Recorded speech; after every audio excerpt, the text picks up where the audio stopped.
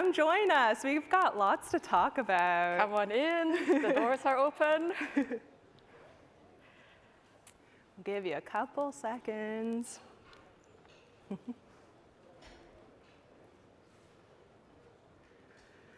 So are you ready, Sabrina? I think so. Are they ready? That's the question, right? I think they're ready. I hope they're ready. Are you ready? Awesome. Can you go a little louder? I'm not sure we can hear you. Awesome. Awesome. All right, so I think we're going to jump in, folks. Welcome to an inclusive future for the Geo for Good community. I'm Morgan Crowley. I'm the co-director of Ladies of Landsat and with Natural Resources Canada. Welcome, everyone. I'm Sabrina Zito. I am also a co-director of Women Plus in Geospatial, and I'm a geospatial consultant. And we're also both Google Earth Engine developer experts. So we're really excited to work together today to bring you this panel. There's lots to discuss, and we're just awesomely thrilled. So today we're going to give a quick introduction to our organizations. We're going to jump into the panel discussion with a Q&A, and then we're going to talk about next steps. What does it mean when we talk about an inclusive future? So first up, Women Plus in Geospatial is a network that started online, but we've since registered in the UK as a community interest company. And we're here to forge a geospatial community where all genders can thrive. So we're free to join. We welcome everyone to check out our website or follow us on social media. We're on LinkedIn, on Twitter. We also have our past events on YouTube. And if any of you are interested in becoming a speaker or sharing your profile, we welcome everyone who is an underrepresented person or an event organizer to check out this speakers database to find your next speaker for your events. A little bit about our activities. We're here to build community, and that means providing a safe space for people from underrepresented gender backgrounds to connect. As I mentioned, we have a speakers database so that we'll see better representation at events in our industry. We also have a mentorship program that connects mentors and mentees. And we're always looking for new mentors. So if any of you feel like you have experiences or knowledge that you can share, and even if you are new to mentoring, we welcome you to volunteer. And we also run events both online and in person to bring people together and also to have professional development events. So over to you, Morgan. Thanks, Sabrina. So yeah, I represent Ladies of Landsat. Ladies of Landsat also started as an online organization, and our aim is to inspire, lift up, and retain underrepresented scientists in the global Earth observation community by increasing their connections and their visibility in the field.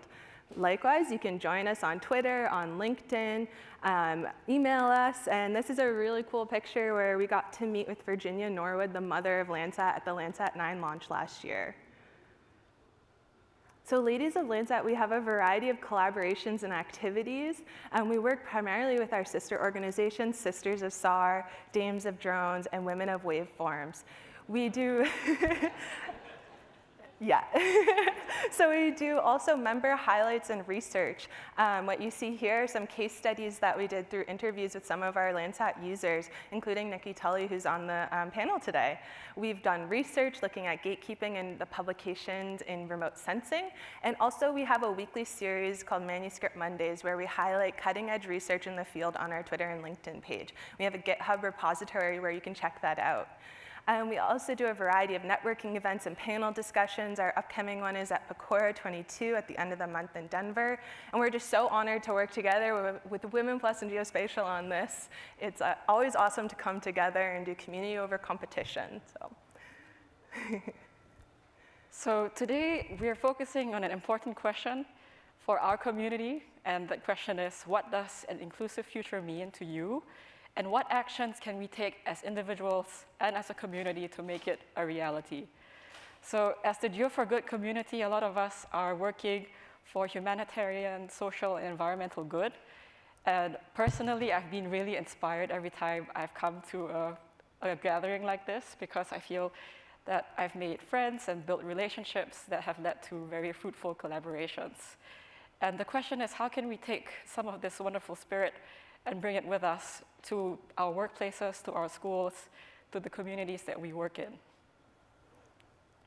So we'd like to welcome our wonderful panelists and our co-moderator to the stage.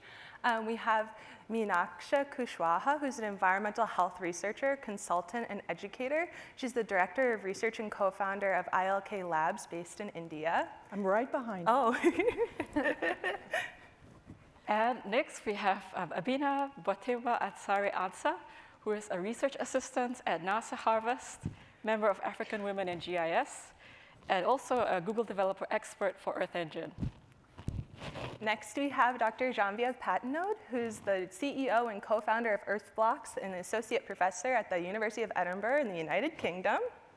And last but not least, we have Nikki Tully, member of the Navajo Nation, PhD candidate at the University of Arizona, and assistant research scientist with Berry/NASA Ames Research Center here in the USA. We also couldn't have done this, obviously, without our wonderful co-moderator, Rebecca Moore, who's the director of Google Earth, Earth Engine, and Outreach at Google. We have ourselves, and then we've worked heavily with Rally Seamster, who guided us in this process to put together the panel, and we're so grateful for her efforts.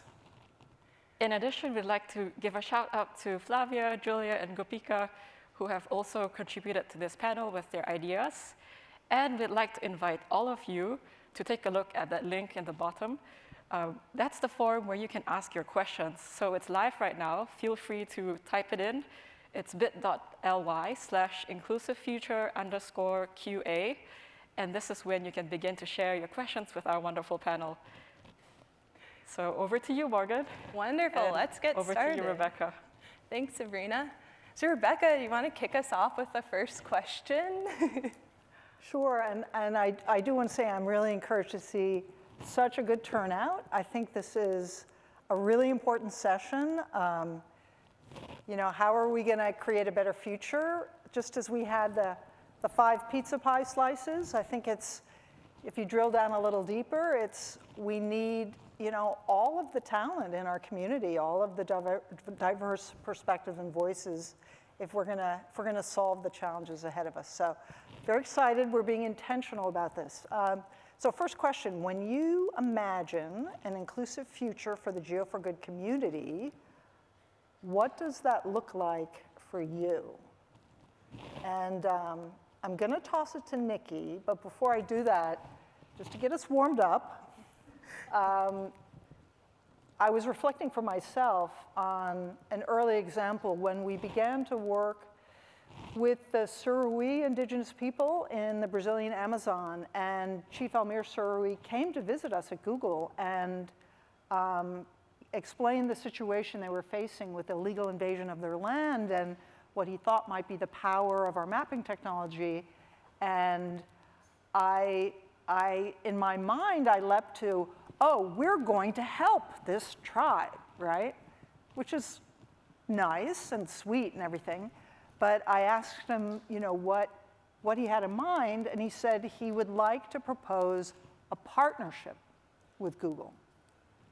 He said, I don't want Google's help. I want to partner. And, you know, we don't know much about technology, but Google doesn't know much about the forest. And if we work together, you know, we can make progress together. And it was very clear he wanted this to be an equal partnership. And that set the stage for the whole relationship from then on that was obviously based in this kind of mutual respect. And that was very important for me. Anyway, Nikki, over to you.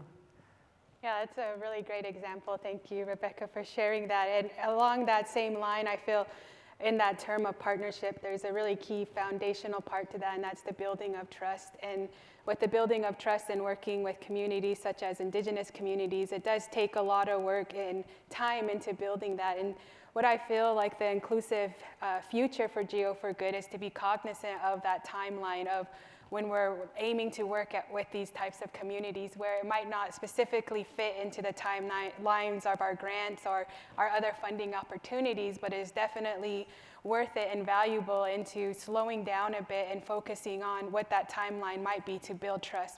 For some of us in working in these communities, it might be the very first time that this group of people is being willing to work with a certain type of people outside of their community. And so you're like that new person, and if that time isn't taken to build that trust, it might set a butterfly effect into some other things for future researchers. And so being cognizant of that trust building relationship and the time that it takes to build that, I feel like Geo for Good, that could be a huge step into the inclusive future and working with communities. And in the area I work in, I know that it would be valuable for the development of these relationships with Indigenous communities.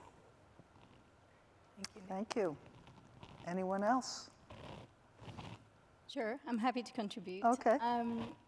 So for me, an inclusive future means a future where you have fundamentally two ingredients, two key levers.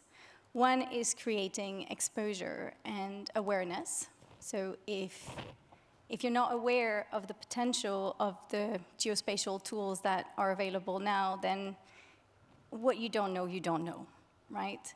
So there's this, and I think the Geo for Good community is doing a really good job at this, actually sharing knowledge, distributing knowledge. So creating that awareness is really important. And once you have that awareness, the next step is it accessible? Can you gain access to those tools and these insights? So how do we provide that accessibility? So an inclusive future is a future where there is awareness and exposure, but there is also access. And that requires education and access to resources like a computer, basic tools that we need to have access in order to play with all the fantastic tools that are available to us today. Yeah. All right. Wonderful. So let's jump into the next question. Take it away, Morgan. Thank you, Rebecca. So what are some barriers that stand in the way of potentially achieving this vision? Abina, we've talked about it a bit before, about the challenges to getting visas when you go to conferences, sponsorships, especially as students. Can you talk more about that for us? Yeah, so in addressing your question, I would want to say it really, really feels great to be back in person for Geo for Good. And aside networking and meeting very great people and learning new skills, you also get to enjoy the good food here at Geo for Good. So yeah, moving on, one thing that I would say stands in as a barrier to prevent this vision from coming on board has to do with we getting visa approvals. Like back in Africa, it feels like a little bit of a challenge trying to get your visa just to be approved so that you can get access to the US to come for such great conferences. Another tool has to do with getting sponsorship. I was very fortunate in 2019. I had the opportunity to come for Geo for Good because I was fully sponsored by Sevier Global. And I was so excited coming in to meet great people and learn. I couldn't keep the fire I had here. I had to go back home to Ghana and spread the light, like Rebecca says, so that others could also get the opportunity to come. So one main thing that can be a barrier has to do with sponsorship and then getting visa approved. Yeah. Thank you. Sure. How about anything else in terms of accessibility? Nikki, can you talk about access to broadband internet and that part of things? Yeah, and so one way, I guess, thinking outside of the Geo for Good event itself, of looking at some of the barriers of that inclusive future for those who are associated with Geo for Good in a larger way, one thing to be cognizant of is that a lot of times the tools and the different types of data sets that we're working with is all available on the cloud, the internet, but to realize that a lot of the communities that are around the globe, and especially some that I work with, that the access to internet is still something that is not easily accessible, where that opportunity to have like high-speed internet or even internet alone is a barrier that could stop from some of that accessibility to some of the research and some of the other tools and resources that are out there. And so to think about how we could create tools and different things that work offline in some kind of a way or with limited internet speed and what that might be like. And along the line of technical language barriers, also understand that there might be a language barriers of the communities we work with. And so not to really expect that our community should learn English to be accessing these tools, but how can we translate further of how the language could be utilized in this tool development to really work on achieving that inclusive future. Thank you. Yeah. Absolutely. It's something that we don't always think about. You take for granted if you have access to internet, you can share that app, but there's so many folks who can't access it then, and that needs to, be discussed when we're creating these solutions and working with people to find a true solution for what they're looking for with them. And then even, I guess, taking it a bit further of the cell phone access, and so we might say, okay, we can develop a phone on a mobile app, but sometimes some families live on a fixed budget, and so to get internet on their phones is also limited, or the amount of data they're able to access, and so really thinking about those time and storage savers as well. Yeah. Thank you, Nikki. Absolutely. Can I just hop on and say that it's a basic point, but it's a really important point, and it's a very relevant point, and it's relevant to our team as we're building capabilities. We literally ask ourselves, do we need offline access to this or not? And I don't know that we always frame that question as an equity question or as a question about greater inclusion. And I think it's very helpful to understand that it is fundamentally a question about inclusion and equity. So thank you. Yeah, I'd love to contribute to this, actually, if I may. I think that brings back the idea of, I think there are things we can do as societies, of course, and there are things we can do individually. But I want to follow on this idea of social inequality. I think that's the elephant in the room, right? So for as long as there will be the social inequality that we see today in our societies, the reality is we are a fraction of the global population here that have the skills, and not only the skills, but the resources to tap into this incredible resources that is, Earth Engine and Google Map and all these things. But the rest of the world, for many, you can't put food on the table. And for as long as you can't put food on the table or actually a roof over your head, this inclusive future will be difficult to achieve. So I think it's really important to recognize that, our votes matter, or we have a responsibility as citizens to sort of strive for a more equal society. Now, as an individual, I think we can also contribute a lot in some of the barriers that we individually create through our unconscious biases. And we all come with baggages, from our family, from our culture. And I think as human beings, sometimes we have a tendency to look at the differences between each other rather than striving to just look at the similarities. We're 99.999 whatever % the same, fundamentally. We have the same range of emotions. We have fears. We have, sadness, we feel joy, we feel excitement, and ultimately, that's the core of humanity. So I think creating an inclusive future is striving to look at what makes us human and what makes us alike. And therefore, that's, I think these are some of the key ingredients for that future that we really want. Thank you. Thank you so much. Awesome. Move on to question 3. All right. We're ping-ponging back and forth. So are there specific challenges or hurdles that you've experienced in your life or career? Who would like to take this? I'd like to share a little bit on that. In understanding that I'm in a really place where I find a lot of I guess, respect and a sense of feeling honor and gratitude to serve in the community in a capacity as a scientist that I do, to where the tools that we're developing is also in the communities I come from. I feel is something to be very fortunate. However, it took some different kind of experiences to get me to this point where I feel like I'm able to make this appearance as a scientist. And growing up, I feel I grew up in an area where I don't necessarily have the appearance of a scientist. I don't know if there's still an appearance of a scientist, or if you ask children what is a scientist, what they might think. But growing up, that wasn't the face of science, wasn't who I was. And the fact that my first language is spoken wasn't English means that I develop an accent because I speak a different language.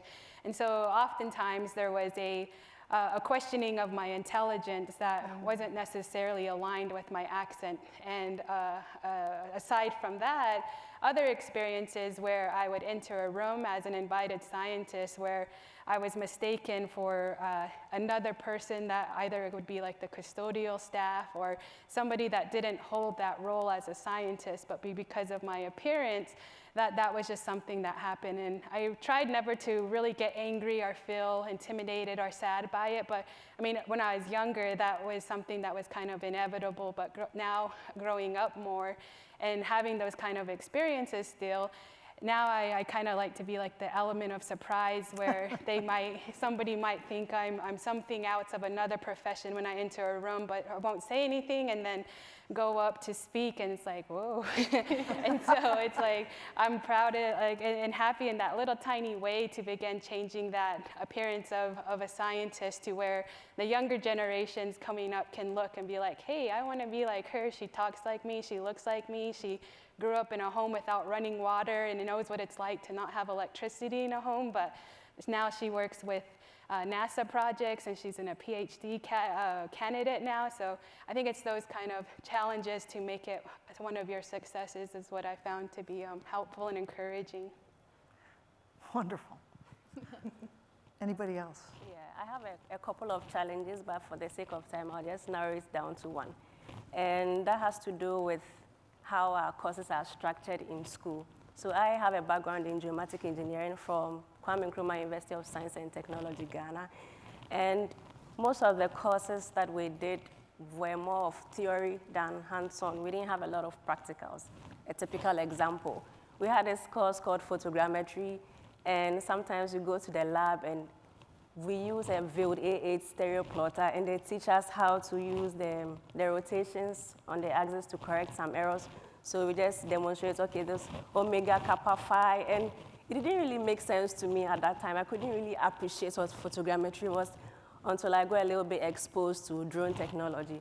And so I think one main challenge we go through, like in Africa, has to do with more theory than practicals. And I think that if that narrative changes, there'll be a lot of more people having interest in the geospatial industry, and that can help us to be more inclusive.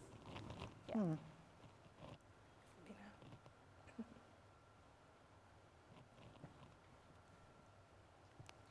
I'm just conscious of time, so Yeah, so we can move on to the next, Okay. absolutely.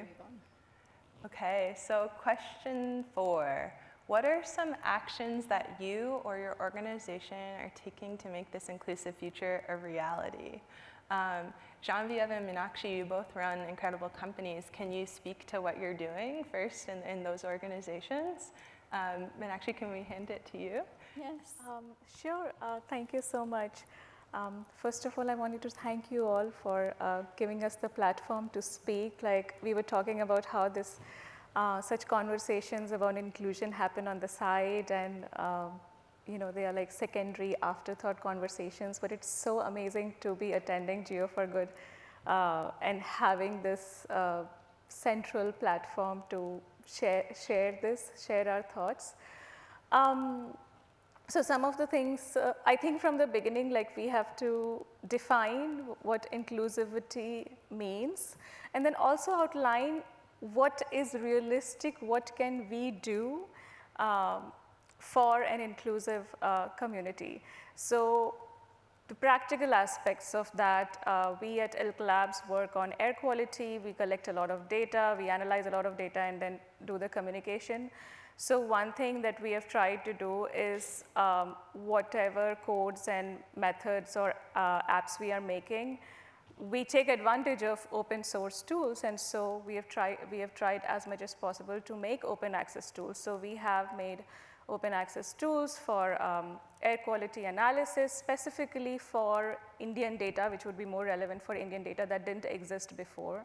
So that's something we are able to do. This is not glamorous at all, but whatever we do, really good documentation. So anyone we could just share knowledge easily to scale it up. Because in India, we are doing, everyone I know in the field is doing trying to do a lot with very less. And so one thing I want to say is that the efforts to make for inclusivity, they cannot happen by default. They cannot happen automatically by thinking about it, even if people care. We need to budget for staff time, and we need the budget. We need to account for who's going to do that, how are they going to be compensated? Because to be able to, so the one thing that we try to do is to make available for free whatever we are doing, all our codes, all our tools, all our code books. That is hard work. Mm-hmm. Before the free stuff comes, the work that goes into that is hard work. So because I have the freedom to run my company, I'm able to, and I have a very enthusiastic and committed team. On some projects, we are able to do that. But you know, when you're trying to meet a deadline, how hard it is to care for these things, even if you want to. So my appeal is if someone in the audience, if you are funding projects, please think beyond the 1 year or like a quarter year funding cycle, and make room, make that one line in your budget item for explicit efforts towards making the project inclusive, making the knowledge that is coming out of it work towards that. Thank you so much. Thank you. Genevieve, you can probably speak to that as well, to add on to what Meenakshi has. Yes, no, absolutely. I think for us, I mean, the essence of EarthBlocks, right? A no-code access to Earth Engine is about inclusion, is about how do we give power of those insights into the hands of those that can't code, really. So it really is at the core of what we do, is trying to sort of expand the power of these insights. But fundamentally, diversity is at the core of our culture. And we're based in Scotland, so it's not as if we have a massive pool of diversity in Scotland, right? So we have to pick from the pool that we have. But we continuously stress the importance of diversity because it makes good business sense. And here I'm going to make an analogy with biodiversity.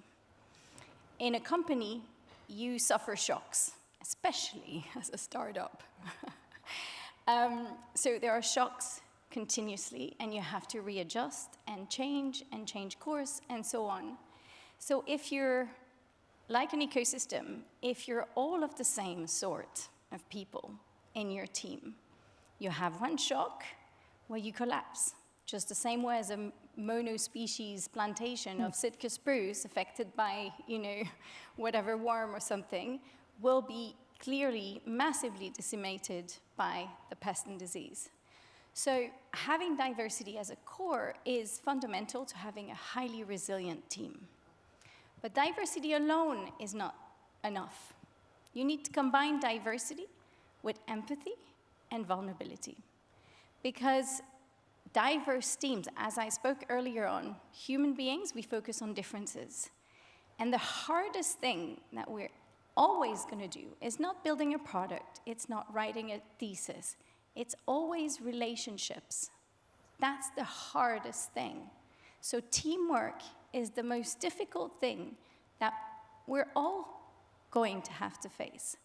So if we combine diversity with a lot of empathy and a lot of vulnerability, that's when you can go through shock and emerge on the other side even stronger and even better.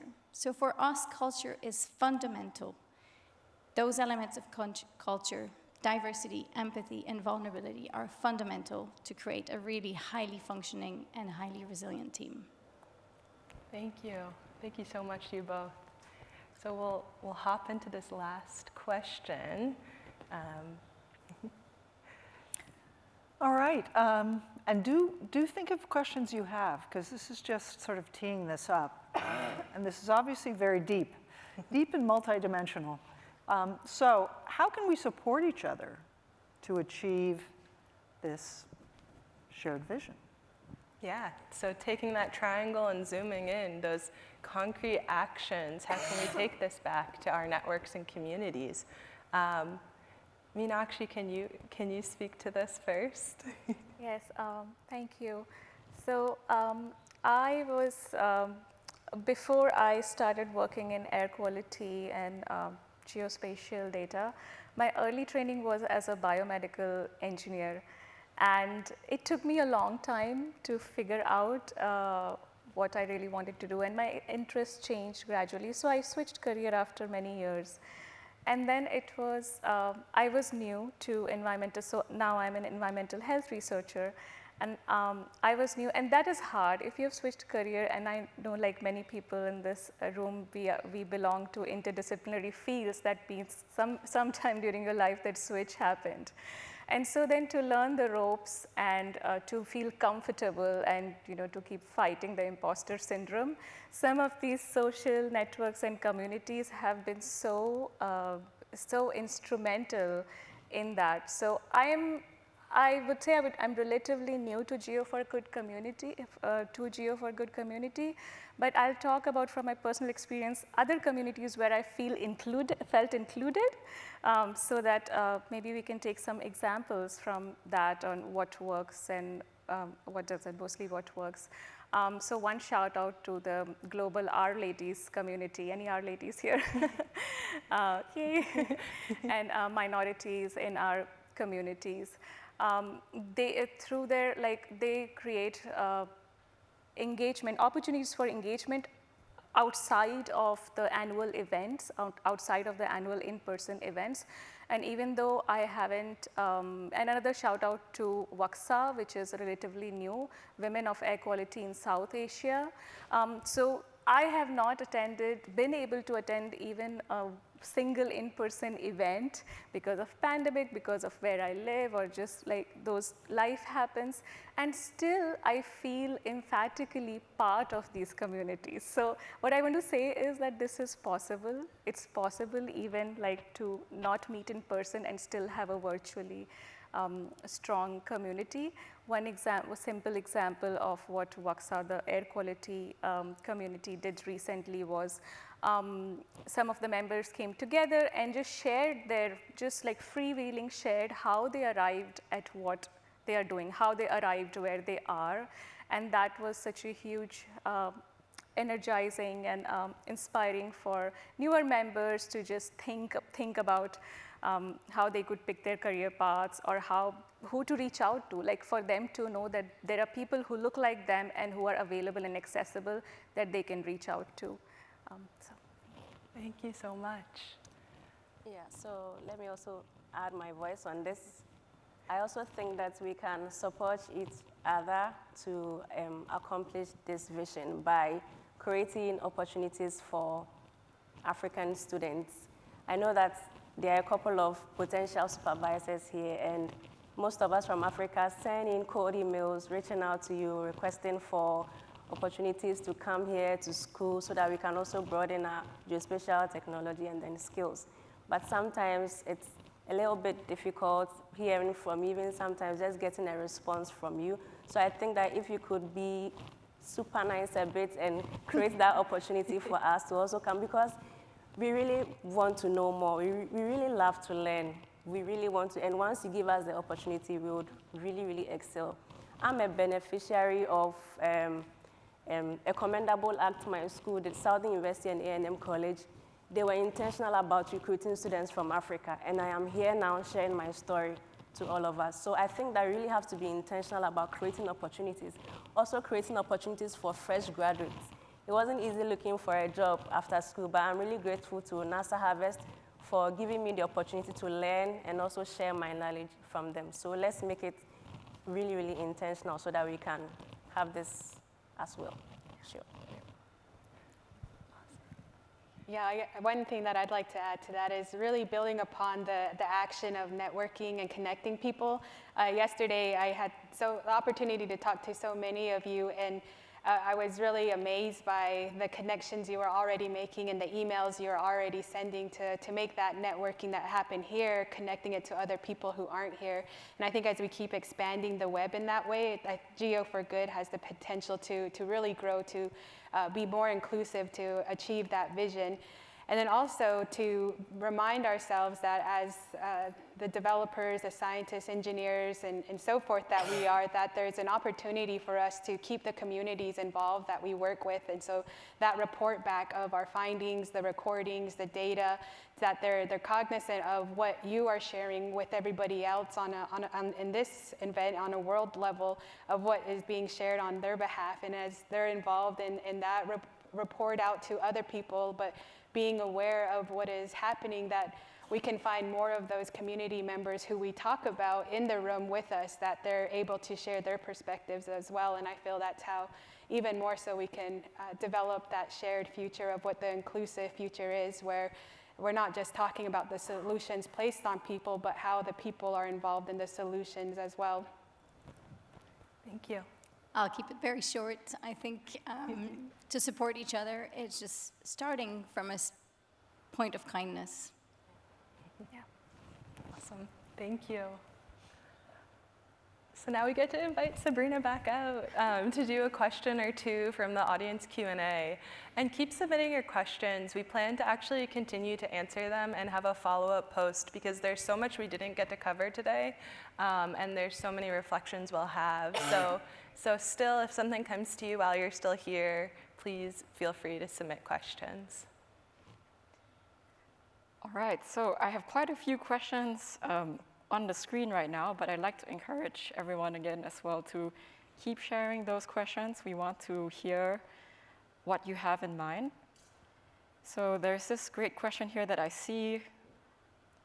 What gives you hope in light of all the current events? And this is to the entire panel.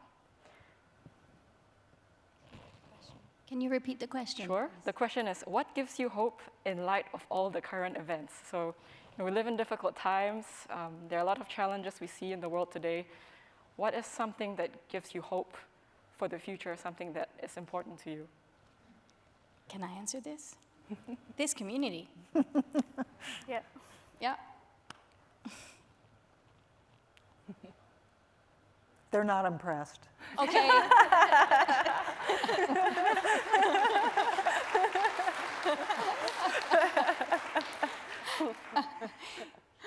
You try answering this. No, I want to hear from others. I just think, honestly, if we gather, that was one of my questions that I queued earlier on yesterday morning. I wanted to ask the question, okay, how do we measure impact? But if we could measure impact, the impact that each one of us has in this room, what impact would we have? I mean, it would probably be a beautiful picture. And that's what I mean when I say, of course, there is incredible tragedy right now in the world, but we can't not be hopeful, right? And we really have to hang on the beauty that we see. And today is something that I think is worth celebrating. It's all the impact, everything that we're working tirelessly every day to make the planet a better place. I think that's worth being hopeful for. Yeah, I think along that line of thinking about what gives me hope or light, it's one thing that we all might be able to to kind of relate to is like when there's a newborn baby. And if you ever, I don't have any children, but I have a lot of nieces and nephews. And when that baby is born and they're only in the minutes, like in the world, a few minutes, and you look into their eyes and there's just that like sparkle of the eye, and I'm like, you don't even know what world you're born into, but you're just so pure and like full of just this positive energy being like created inside the womb of your mother. And looking at that baby in the eyes and just thinking, and on myself on a personal level, like I'm gonna do everything I can to make sure that you don't face some of the struggles I face, to make sure that I'm cognizant of like water conservation, like how much trash I create, my carbon footprint. And I think it's like this inspired hope that is catalyzed by just looking into the eyes of that infant. But also, I think when we look in the eyes of other individuals, like many of you that I've happened to like look into the eyes of you, because in my culture, we don't usually make eye contact. That's like a kind of like a no-no. But here in this outside world, in the Western world, you make eye contact. If not, it's like a form of disrespect. And so looking into some of your eyes, or even into some of the eyes of the people I work with, I'm like, you're thinking something, and there's something hopeful within you about your actions and what you hope to do. And I feel in all of the craziness around us, I think it's just that genuine upliftment and positive energy that we don't really realize we emit in different cases that really bring that light and hopefulness into these circumstances.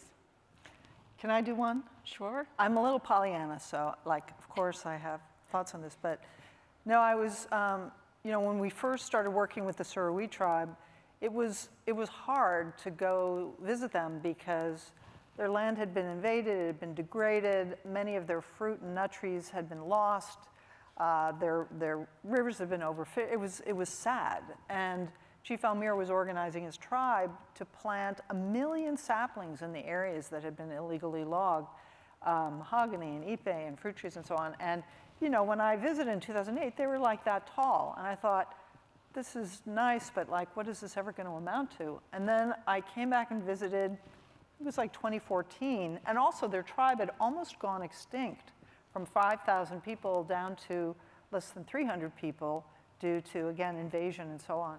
And I came back, and like 6 years later, and he served me, like the trees were towering, and he served me this huge harvest of like fruit from the trees, and it was amazingly hopeful. And then I also asked how the tribe was doing, and they had grown by several hundred people. At that point, they were up to more than 1,200 people, and I said, that's amazing. And he said, yeah, the Surowi were doing a lot of loving. I was like, so that was hopeful.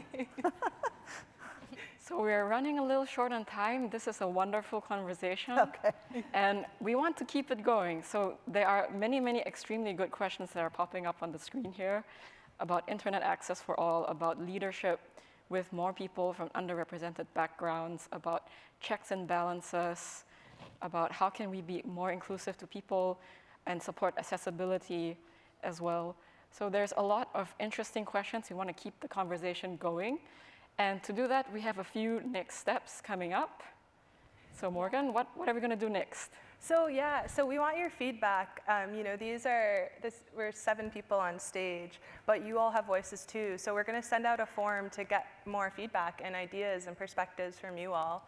We're going to incorporate that into a reflection from the panelists, looking at those questions that were asked, and then synthesizing it into a blog post, an article, and an action plan for ideas going forward in the future. We don't want this conversation to stop here. We want to continue it. And then we are going to have an outreach effort to share these findings through multiple channels. We want to engage other organizations and community members. And then next year or in the future, we want to revisit these action items and reflect again, how well are we doing? What else can we do? How can we get better at what we do? And we'd like to also encourage you tomorrow, for those who are here, continue this conversation with us. We will have a GeoMeet networking session at lunch tomorrow out on the patio. Just look for the tables that have this graphic. And we're really excited to keep this conversation going. So once again, let's give a big hand to our wonderful panelists and moderators. Thank you.